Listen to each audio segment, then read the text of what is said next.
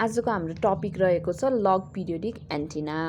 लग periodic एन्टिनालाई हामीले logarithmic antenna पनि भन्ने गर्दछौँ र यो लग पिरियोडिक एन्टिनामा सबैभन्दा महत्त्वपूर्ण कुरा भनेको it is frequency independent antenna.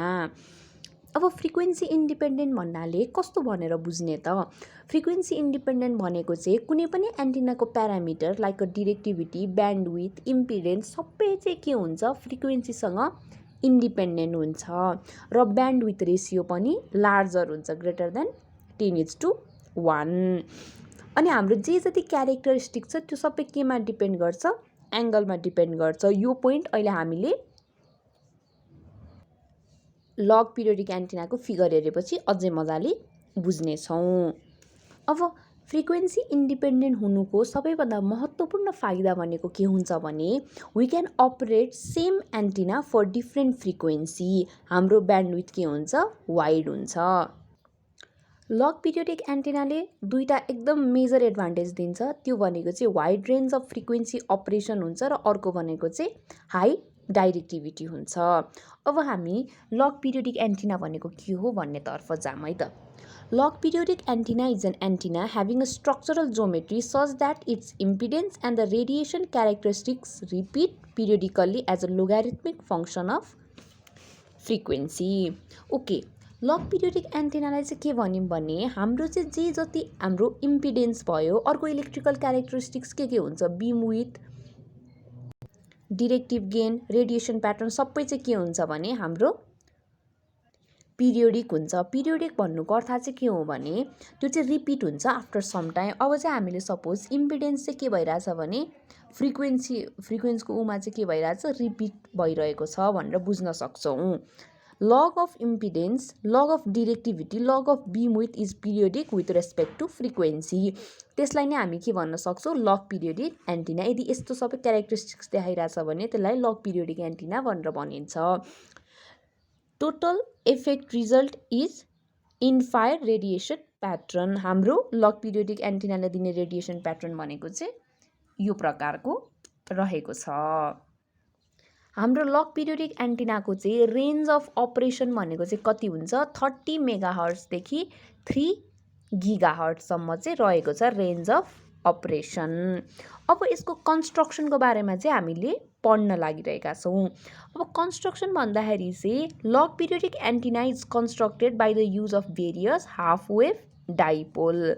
अनि के भइरहेको हुन्छ भने डाइपोलको लेन्थ चाहिँ के भइरहेछ? ग्रेजुअल्ली इन्क्रिज भइरहेको हुन्छ। अब फिगर हेरेर बुझौँ है त। हाम्रो यहाँ फिगरमा नबुझ्नु होला, यो जुन मैले रेडबाट देखाइरहेको छु त्यो भनेको चाहिँ हाम्रो हाफ वेभ डाइपोल हो। त्यसको लेन्थ चाहिँ के भइरहेको छ? ग्रेजुअल्ली इन्क्रिज भइरहेको छ र त्यो लेन्थ चाहिँ के को फङ्सन भइरहेको छ? अल्फा। हामीले अघि भर्खरै भनेको थियौँ क्यारेक्टरिस्टिक्स डिपेन्डेन्ट अन एङ्गल। हाम्रो के छ? अल्फा त कन्स्ट्यान्ट छ तर हाम्रो त्यही अनुसार चाहिँ हाम्रो डाइपोलको लेन्थ के भइरहेछ? ग्रेजुअल्ली इन्क्रिज भइरहेको छ।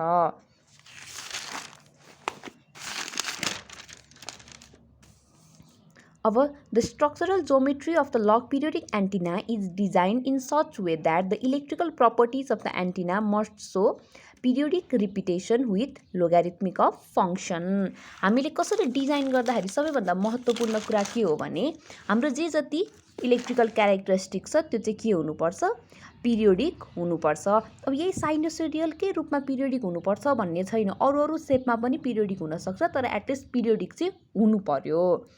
ओके, यहाँ हामीले के लिइरहेका छौँ? हाफ वेभ डाइपोल लिइरहेका छौँ होइन, जसको लेन्थ चाहिँ के भइरहेको छ? यसरी के भइरहेछ? इन्क्रिज भइरहेको छ। यसको लेन्थलाई मैले L1, यसको लेन्थलाई L2, यसको लेन्थलाई LN, यसमा अब डट डट डट हाम्रो चाहिँ N+1 हाम्रो चाहिँ डाइपोल छ भनेपछि LN N+1। अब हाम्रो यो ओरिजिन छ भने यहाँदेखि यहाँसम्मको डिस्टेन्स R1, यहाँदेखि यहाँसम्मको R2, यहाँदेखि यहाँसम्मको RN र यहाँदेखि यहाँसम्मको RN+1 भनेर हामीले के गरेको छौँ? सपोज गरेका छौँ।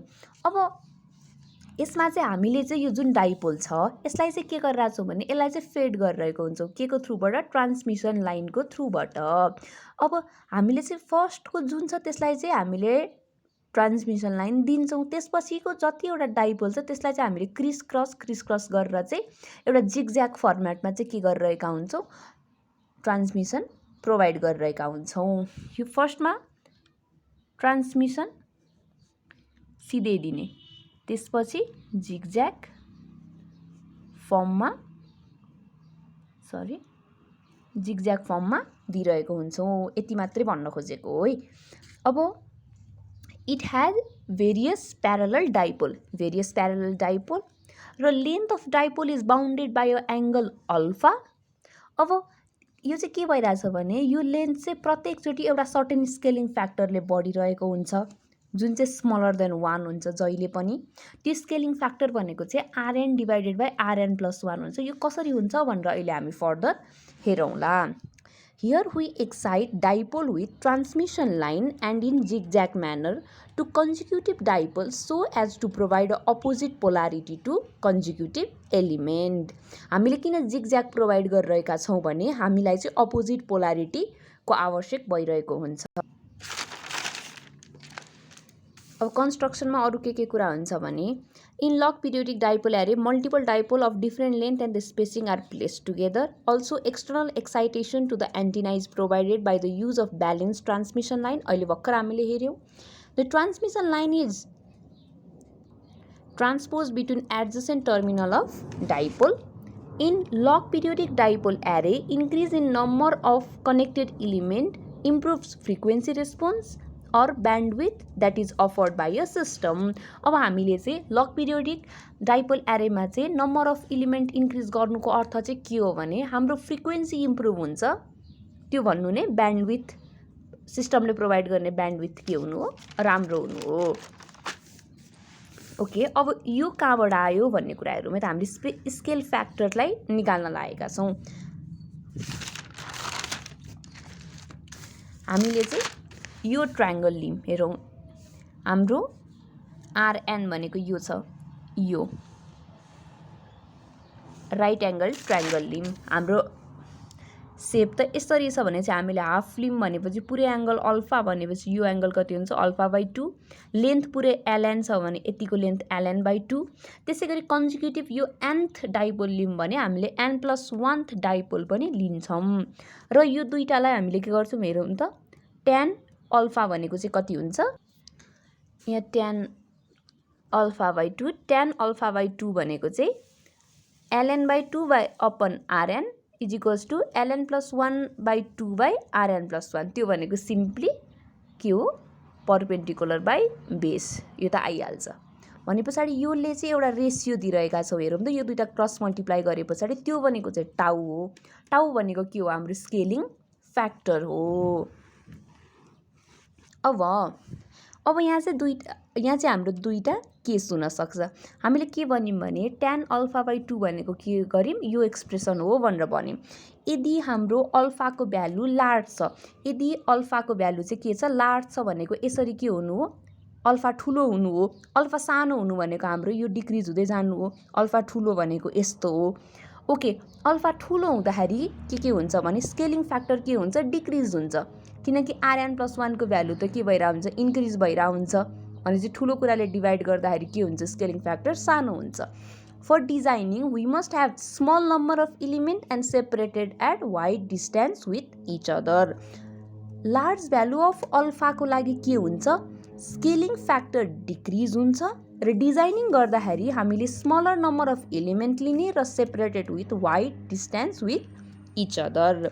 र सेकेन्ड केसमा चाहिँ के छ भने for small value of alpha scaling factor increases, अनि for designing we must have large number of element and separated by small distance.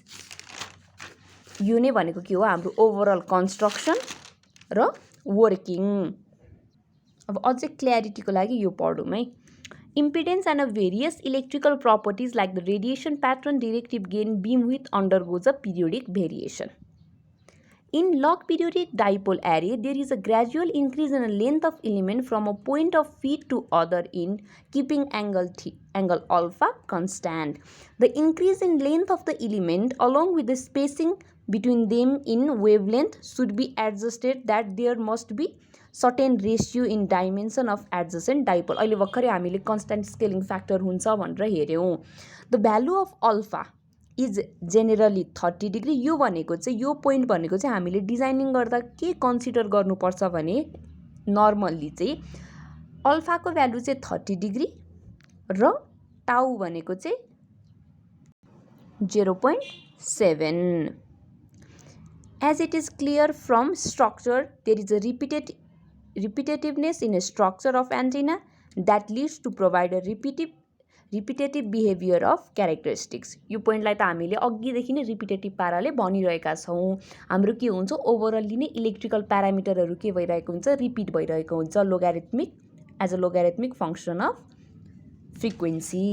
Okay, अब जाउँ हाम्रो एडभान्टेजेसतिर। लग पिरियोडिक एन्टेनाले प्रोभाइड गर्ने दुईवटा कुरा के हो? अगाडि नै भनेको थिएँ मैले wide range of frequency operation र हाई डिरेक्टिभिटी होइन। र अरू के हुने रहेछ?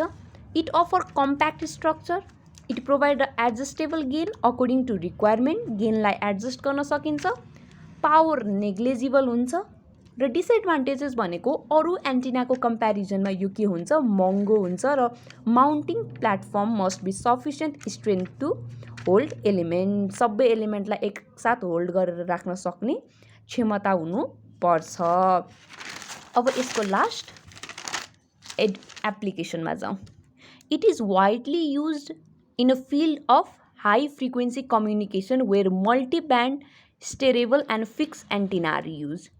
हाई फ्रिक्वेन्सी कम्युनिकेसनको लागि सबैभन्दा बेस्ट के हुन्छ लग पिरियोडिक एन्टिना हुन्छ। किनकि हाम्रो के हुन्छ भने लग पिरियोडिक एन्टिना चाहिँ वाइड रेन्ज अफ फ्रिक्वेन्सीमा के हुनसक्छ अपरेट हुनसक्छ। अब it is use for the television reception. Only one periodic antenna design will enough for all channel up to UHF band. Ultra high frequency ब्यान्डसम्म एउटै log periodic एन्टिनाले के हुन्छ राम्रोसँग पर्फर्म गर्न सक्छ। अब सपोज यहाँ क्वेसन सोधेको छ नि which type of antenna is most useful for catching multiple UHF television channel and why भन्दाखेरि लग पिरियोडिक एन्टिना भनेर भन्न सक्छौँ। It is suited for all round monitoring I a single log periodic antenna will cover all higher frequencies. म यो पोइन्टमा हल्का confuse भएँ, म अर्को भिडियोमा क्लियर गर्छु। Which type of antenna is most useful for catching multiple UHF television यो यागिउडा हो कि लग पिरियोडिक हो म कन्फ्युज भएँ। म यो अर्को भिडियोमा क्लियर गर्छु। ठिकै छ, हाम्रो एप्लिकेसन यति रह्यो। एडभान्टेज डिसएडभान्टेज डिस्कस गरिहाल्यौँ। हाम्रो वर्किङ प्रिन्सिपल डिजाइनहरू पनि हामीले ओभरअल डिस्कस गऱ्यौँ। यति नै हो लग पिरियोडिक एन्टिनाको बारेमा।